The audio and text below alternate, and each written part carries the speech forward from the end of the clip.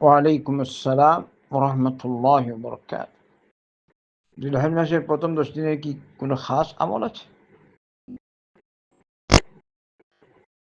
প্রত্যেক আমলই আল্লাহর কাছে অন্যান্য দিন অপেক্ষা উত্তম।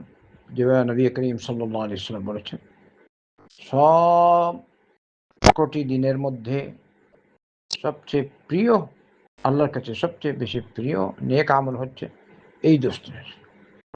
এর মধ্যে সব সব আমল, যে কোনো আমল আলহামদুলিল্লাহ, নফল সালাত, সাদাকা, জিকির, আজকার, কোরআন করিমের তিলাওয়াত, দোয়া, ইস্তিগফার, তাসবিহ, তাহলিল, সব যে কোনো ইবাদত। এবারে কেউ যদি সিয়াম রাখে আলহামদুলিল্লাহ,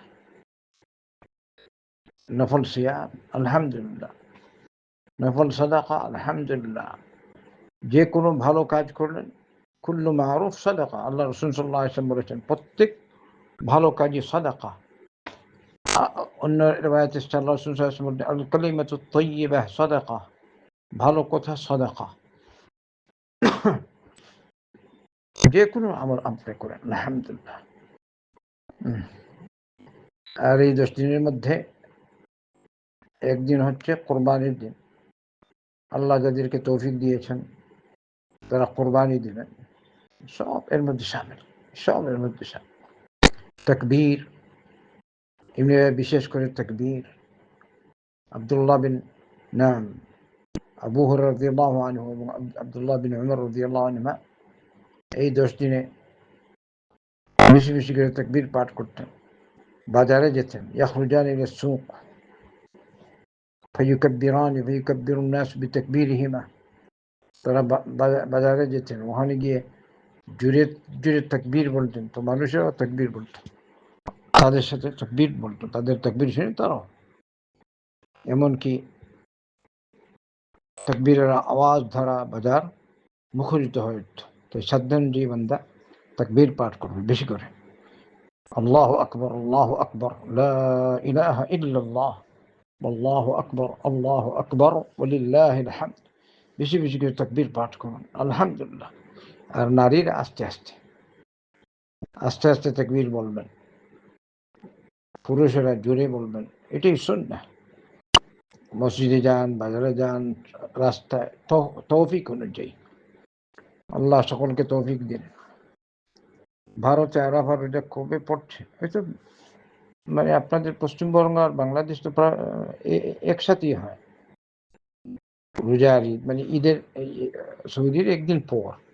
তো আজকে যদি ঘোষণা আসে তাহলে বুঝতে পারবেন কালকে হয়তো প্রথম যুলহজ্জা হতে পারে। কালকে বেশি ধারণা করা হচ্ছে, যদি চাঁদ দেখা যায় আজকে তাহলে তো কালকে তারা অবশ্য বাংলাদেশের ঘোষণা আসবে। আর আরাফা রোজা 8 এবং 9 দুটো রাখলে হবে। মেইন হলো আরাফা রোজা ওই দিন যেদিন আরাফায় হুজ্জাজে কেরাম অবস্থান করেন, এইটাই হচ্ছে আরাফা। আমি সেদিন দেখলাম শেখ সালেহ আল ফৌজান হাফিজাহুল্লাহ, তার একটা প্রশ্নের উত্তর এরকম বলছেন, আরাফা তো দুনিয়ায় সারা পৃথিবীতে একটাই, তো যেদিন আরাফায় হুজ্জাজে কেরাম অবস্থান করেন ওই দিন হচ্ছে আরাফা। আর আমরা তো বুঝতে পারি, যদি এরকম হয় বোঝা সম্ভব না, যেমন রাত দিনের ফারাক, তাহলে ওরা যুলহজ 9 তারিখ অনুযায়ী রাখবেন, যদি এত বেশ কম হয়।